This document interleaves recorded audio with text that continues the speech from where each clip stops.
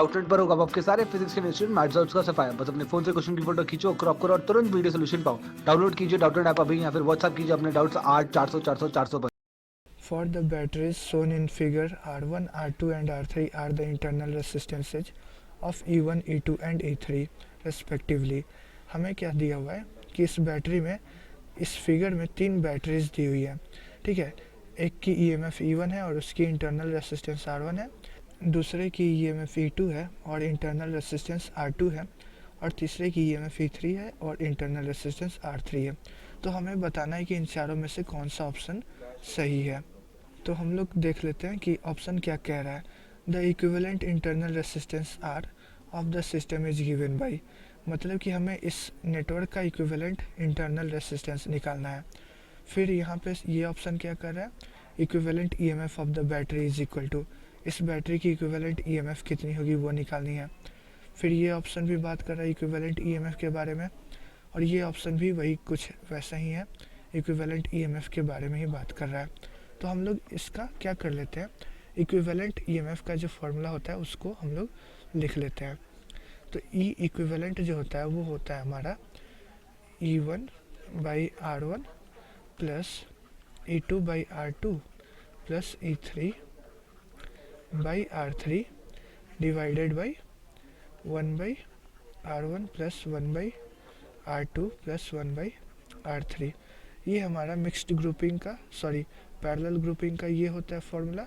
ठीक है, तो पैरेलल ग्रुपिंग में हमारा ये तीनों सेल्स लगे हुए थे आपस में, तो तीनों का इक्विवेलेंट जो ईएमएफ आएगा वो हमारा इतना आएगा। ठीक है, और जो आर इक्विवेलेंट आएगा वो कितना हो जाएगा, आर इक्विवेलेंट हमारा आ जाएगा 1 divided by 1 by R1 plus 1 by R2 plus 1 by R3। तो ये आप सॉल्व करोगे तो ये वैल्यू आ जाएगी आपकी R1 R2 R3 by R1 R2 plus R2 R3 plus R3 R1। ये वैल्यू आपकी आ जाएगी आर इक्विवेलेंट की। अब ऑप्शन आप चेक करो, पहला ऑप्शन यही कह रहा है इक्विवेलेंट इंटरनल रेसिस्टेंस कितना होगा, तो ये वैल्यू और ये वैल्यू सेम है। ठीक है, तो ये ऑप्शन हमारा सही हो गया।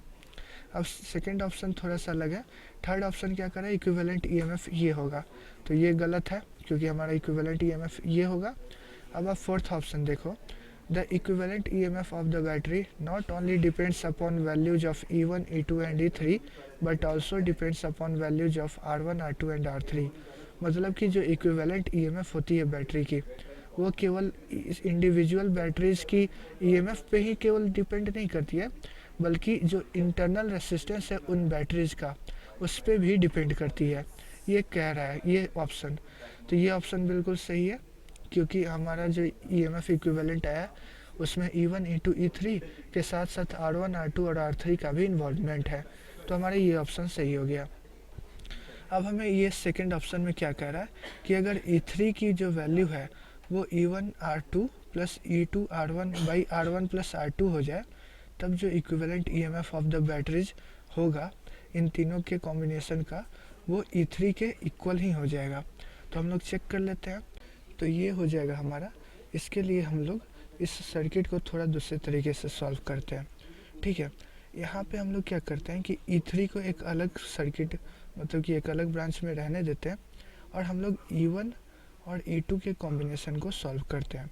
तो इनका जो कॉम्बिनेशन का जो इक्विवेलेंट रेसिस्टेंस होगा उसको मैं नाम E दे रहा हूँ। तो E की वैल्यू क्या हो जाएगी, E की वैल्यू हो जाएगी E1 by R1 plus E2 by R2 by 1 by R1 plus 1 by R2, ये हो जाएगी।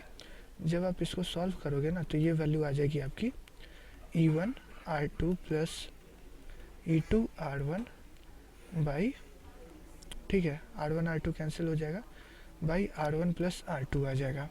ठीक है, और यही वैल्यू हमें यहाँ पे E3 की दी हुई है। ठीक है, यानी कि ये वैल्यू इस ऑप्शन को कंसीडर करते हुए E3 के इक्वल है। मतलब कि अब हमारा जो सर्किट होगा वो कुछ इस तरीके का होगा कि हमारे पास एक बैटरी लगी हुई है और एक उसकी रेसिस्टेंस है R, इसकी जो EMF है वो E है, और E की वैल्यू हमने निकाली कि ये E3 के इक्वल है, और इसके साथ पैरेलल में एक कॉम्बिनेशन एक है दूसरा, ठीक है। और इसकी वैल्यू इंटरनल रेसिस्टेंस की R3 है और EMF की वैल्यू E3 है। ये हमारा कनेक्शन अब कुछ इस तरीके का दिखेगा। तो अब इस कॉम्बिनेशन का जो इक्विवेलेंट EMF हो जाएगा वो क्या हो जाएगा, फिर से हम लोग ये कर लेंगे। फिर से हमें ये करना होगा, जो इस कॉम्बिनेशन का इन दोनों का इक्विवेलेंट होगा उसके लिए E इक्विवेलेंट मैं नाम दे रहा हूँ। E इक्विवेलेंट क्या हो जाएगा, E by small r plus E3 by R3 by 1 by R plus 1 by R3, ये हो जाएगा।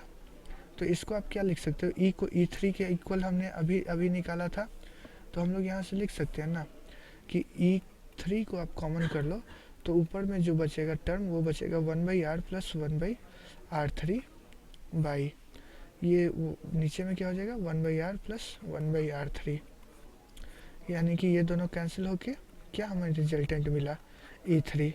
मतलब कि अगर हम लोग इस E3 की वैल्यू को ये एज्यूम कर लें तो हमारा जो नेट इक्विवेलेंट A और B के बीच में आएगा वो फिर से वापस हमारा E3 के इक्वल ही आ जाएगा।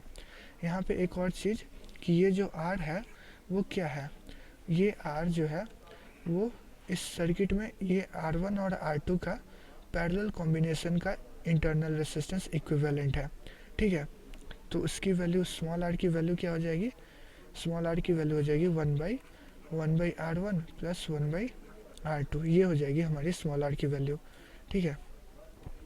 तो इसका मतलब क्या हुआ कि ये ऑप्शन भी हमारा सही है, ठीक है।